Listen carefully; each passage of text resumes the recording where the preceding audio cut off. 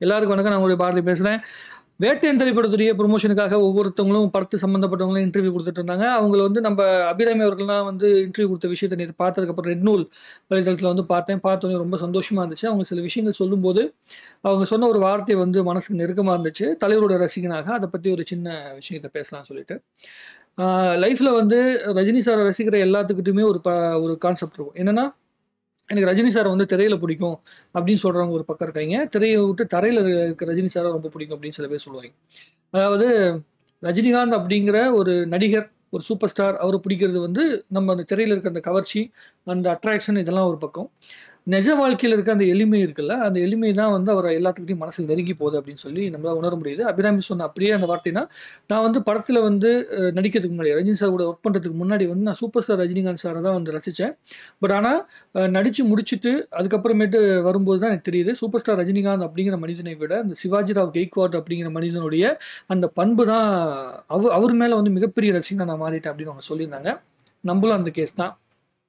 ரஜினி சாரோட ரசிகர்கள் வந்து அவர் ஆன் ஸ்க்ரீன்ல ரசிச்சத விட, ஆஃப் ஸ்க்ரீன்ல ரொம்ப அதிகமா வந்து ஃபாலோ பண்ணுவாங்க. ஏன்னா, அவர் வந்து ஆஃப் ஸ்க்ரீன்ல வந்து சொல்லப்படுகின்ற வார்த்தைகள் வந்து, அவர் நிஜ வாழ்க்கையில வந்து சந்திச்ச ஒவ்வொரு விஷயங்களையும் சொல்லுவாரு. படத்துல வந்து அந்த படத்துக்குன்னு என்ன கதாபாத்திரம் வந்து உருவாக்கப்பட்டிருக்கோ, அதுக்குள்ள தன்னுடைய சில இன்ஃப்ளூயன்ஸ் மட்டும் தான் பண்ணிப்பாரே தவிர, டைரக்டரோட அந்த ஒட்டுமொத்த இதுதான் இருக்கும். ஆனா, நிஜ வாழ்க்கையில பேசுற ஒவ்வொரு வார்த்தைகளும், அவர்கிட்ட இருந்து கிடைக்கிற ஒவ்வொரு அனுபவங்களும் வந்து பார்த்தீங்கன்னா, அது ஒரு சாமானிய மனிதனுடைய வாழ்க்கைக்குள்ள வந்து கடந்து வந்த பாதைக்கு வந்து நெறைய இடங்கள்ல வந்து பயன்படும். அபிராமி அவர்கள் வந்து விருமாண்டி படத்துக்கு அப்புறமேட்டு சினிமால வந்து பெரிய அளவிற்கு வந்து ஆ எந்த இடத்துலயுமே வந்து சரியா அவங்களுடைய வாய்ஸ் கூட நம்ம கேட்க முடியாத நெறைய படங்கள் அவங்களுக்கு வந்து சரியா அமையல, விருமாண்டி படத்துக்கு பிறகு. அதற்கு அப்புறம் எனக்கு வந்து ரொம்ப அட்ராக்டிவான விஷயம்னா, அந்த விஸ்வரூபம் படத்துல வந்து பூஜா குமார் இருக்காங்கல்ல, அவங்களுக்கு வந்து பார்த்தீங்கன்னா, வாய்ஸ் ஓவர் குடுத்துருந்தாங்க. அதுதான் வந்து ஃபர்ஸ்ட்டு கேட்டேன். ரொம்ப நாளைக்கு அப்புறம் அவங்களுடைய வாய்ஸ கேட்கிறேன். ரொம்ப அற்புதமான ஆர்டிஸ்ட். எனக்கு அதுக்கு முன்னாடி வந்து நம்ம அர்ஜுன் சார் கூட ஒரு படம் பண்ணியிருந்தாங்க. வானவில்னு நெனைக்கிறேன். அந்த படத்து பேரு நெனைக்கிறேன். ஸோ அந்த படம் வந்து ரொம்ப பயங்கரமான படம். எனக்கு ரொம்ப பிடிச்ச படம் வந்து மிடில் கிளாஸ் மாதவன் அப்படிங்கிற படம். அந்த படம்லாம் இப்போ வந்து காலத்துல எடுக்கவே முடியாது. டிபி கஜேந்திரன் சார் வந்து மறுபடியும் பொறந்து வந்தா தான் எடுக்க முடியும். பட் அந்த மாதிரியான ஒரு ஆர்டிஸ்ட்டா இருந்து ரொம்ப பெரிய ஃபேமுக்கு வந்து விருமாண்டி படம் மூலமா இன்னும் பெரிய அங்கீகாரம் கிடைச்சு. அதற்கு பிறகு வந்து சினிமா விட்டு வெளிய போயிட்டு கல்யாணமாயி அதுக்கப்புறம் செட்டில் ஆகி போயிட்டாங்க. அவங்க இப்ப மறுபடியும் வந்து நடிக்க ஆரம்பிச்ச உடனே, அவங்களுடைய வந்து பயணம் அப்படிங்கிறது வந்து நல்ல ஒரு ஸ்டேஜ நோக்கி இப்ப நகர்ந்து போயிட்டே இருக்குது. ஒரு கேரக்டர் ஆர்டிஸ்ட்டா ரொம்ப பெரிய அளவுக்கு வந்து பார்த்தீங்கன்னா, பேசப்பட்டுக்கிட்டு வராங்க. ரொம்ப செலக்டிவான ரோல் தான் பண்றாங்க. அவங்களுக்குன்னு இம்பார்ட்டன்ஸ் இருக்கிற படத்துல தான் அவங்க இப்ப நடிச்சிட்டு இருக்கிறாய்ங்க. ரொம்ப டக்கு டக்குன்னு எல்லா படங்களையுமே வந்து பண்ற மாரிலாம் அவங்க எதுவும் பண்றதில்ல. ஸோ இந்த திரைப்படத்துல வந்து அவங்க இந்த வேட்டையன் ஆடியோ லான்ச்ல வந்து பேசும்போது, நான் ரஜினி கமல் சாரோட ஃபேன் அப்படின்னு வந்து சொல்லும்போது, அத சில பேர் வந்து பார்த்தீங்கன்னா போட்டுக்கிட்டு காமெடி பண்ணிட்டு இருந்தாய்ங்க. கமல் சாரோட ஃபேனு பார்த்தீங்களா, எங்க எங்க தலைவர் வந்து சொல்ட்டாய்ங்க. ரஜினி சாரோட மேடையிலேயே வந்து கமல் சார பத்தி பேசிட்டாய்ங்க. ரஜினி சார் மேடையில ரஜினி சாரே கமல் சார பத்தி தான் அதிகமா பேசுவார். ரஜினி சாருக்கு இன்னும் ஒரு விஷயத்துல வந்து முழு நம்பிக்கை உண்டு. அந்த நம்பிக்கை என்னன்னா, எனக்கு எதுவுமே தெரியாது. எனக்கு தெரியாத விஷயத்த என்னால முழுமையா ஒத்துக்க முடியும். என்னுடைய பலம் என்னன்னு எனக்கு தெரியும். என்னோட பலவீனம் என்னங்கிறது எனக்கு முழுமையா தெரியும் அப்படிங்கிறத ரஜினி சார் உணர்ந்திருக்காரு. அபிராமி அவர்கள் ஒரு வார்த்தை சொன்னாங்க. சூப்பரான வார்த்தை.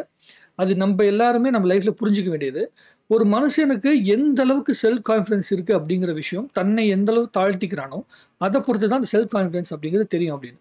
ரஜினி சார் வந்து அவங்க எந்த அளவுக்கு கவனிச்சிருக்காங்க. ஒரு கமல் சாரோட ஃபேனா அவங்க இருந்தா கூட, ரஜினி சார அவருடைய அந்த ஸ்பீச்சஸ்லாம் பார்க்கும்போது, எந்திரன் படத்தோட அந்த ஹிந்தி ப்ரமோஷன் அப்போ, யார் ஹீரோ அப்படின்னு கேட்ட விஷயத்த வந்து ரஜினி சார் வந்து தன்னை தாழ்த்திக்கிட்ட விஷயத்த, தன்னை ஒருத்தர் வந்து பார்த்தீங்கன்னா கிண்டல் பண்ண விஷயத்த, அது எவ்வளோ ஸ்போர்ட்டிவா எடுத்துக்கிட்டு அவர் பேசுறாரு.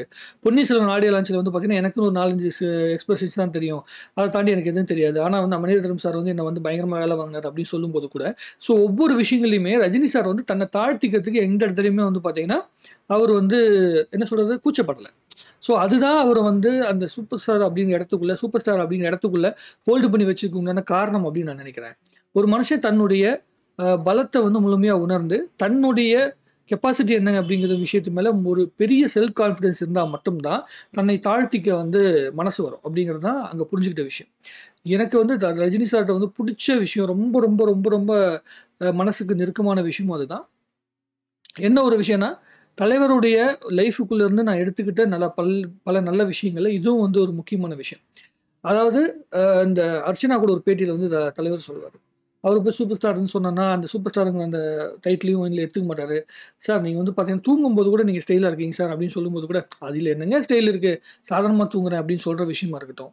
அதே மாதிரி வந்து, "இல்ல சார் நீங்க வந்து பயங்கரமான என்ன சொல்றது, ரொம்ப சிம்பிளா இருக்கீங்க. நீங்க எப்பயுமே இப்படி தான் சிம்பிளா இருப்பீங்களா அப்படின்னு சொல்லி கேட்டா, இல்ல நான் BMW கார்ல தான் போறேன். நான் 5 ஸ்டார் ஹோட்டல்ல தான் தங்குறேன். ஸோ அப்படி இருக்கும்போது, நான் எதுக்கு வந்து எப்படி நான் என்ன சிம்பிள்னு சொல்லிக்க முடியும்? அப்படின்னு அவர் சொல்ற வார்த்தைகளா இருக்கட்டும். இது எல்லாமே வந்து பார்த்தீங்கன்னா, ரொம்ப ரொம்ப மனசுக்கு நெருக்கமா இருந்தது. ஸோ அது எல்லாமே நம்மளுடைய ரசிகர் மத்தியில வரைக்குமே வந்து அது மிகப்பெரிய ஒரு இம்பாக்ட்ட வந்து உருவாக்குது. அதுதான் ரஜினி சார இதுவரைக்கும் சூப்பர் ஸ்டாரா ஹோல்டு பண்ணியிருக்கிறதுக்கு உண்டான காரணம். ஒவ்வொருத்தரும் அவர் கூட நடிக்கும்போது அத உணர்ந்து, அந்த சூப்பர் ஸ்டார் அப்படிங்கிற அந்த விஷயத்த தாண்டி ஒரு நல்ல மனிதன் அப்படிங்கிற விஷயத்த அவங்க உணர்ந்தது இருக்குல்ல, அதுதான் வந்து தலைவர இன்னும் வந்து ஹோல்டு பண்ணி வச்சிருக்கு அப்படிங்கிற விஷயத்த நான் முழுமையா உணர்ந்திருக்கேன். அத வந்து அபிராமி அவர்களுடைய வார்த்தைகள்லருந்து பார்க்கும்போது ரொம்ப சந்தோஷமா இருக்கு.